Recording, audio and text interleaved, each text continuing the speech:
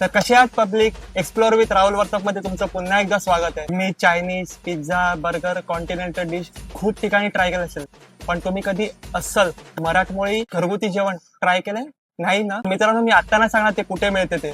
त्यासाठी काय करायचं, आपल्या चॅनलला लाईक करायचंय, शेअर करायचं आणि सबस्क्राईब करायचंय. ब्लॉग चालू करूया. फायनली आपण त्यांच्या आउटलेटला आलेलो आहोत. हे आहे ते आउटलेट, दापोलीकर फूड्स. तिकडे आपण जाऊन टेस्ट करणार आहोत अस्सल घरगुती मराठमोळी जेवण. चला जाऊया. आणि आपल्यासोबत आहे अमित सर. हाय. सर, आपल्या आउटलेट बद्दल थोडक्यात सांगा. दापोलीकर फूड्स मराठमोळा पदार्थाचा नवा ट्रेंड, याबद्दल थोडक्यात सांगा. दापोलीकर फूड्स आम्ही 2 महिने आधी चालू केलंय. तर इथे पारंपरिक मराठी किंवा कोल्हापुरी पद्धतीचं घरगुती जेवण आपण इथे चालू केलेलं आहे.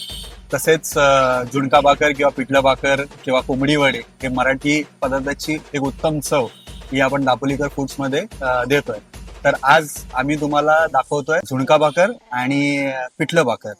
तर आपण ट्राय करूया झुणका भाकर आणि पिठलं भाकर. देखो झटपट पटापट लक्ष्मी जी घर के अंदर प्रसन्न होके अंदर आएंगी झटपट पटापट.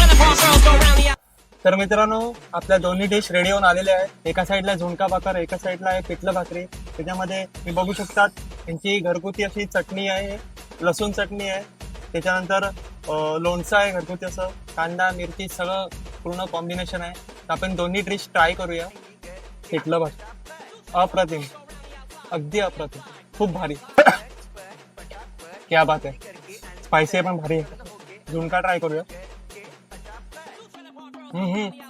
एक नंबर, अप्रतिम. तर मित्रांनो, मला तर खूप आवडलं त्यांच्या डिशेस. झुणका भाकर, पिठलं भाकर खूप भारी होतात. तुम्ही नक्की या. त्यांच्याकडे कोंबडी वडे, चिकन थाळी, व्हेज थाळी, त्याच्यानंतर मिसळ थाळी, खूप साऱ्या व्हरायटीज आहेत त्यांच्याकडे. तर हा मित्रांनो चिकन डोंगरीचा रोड.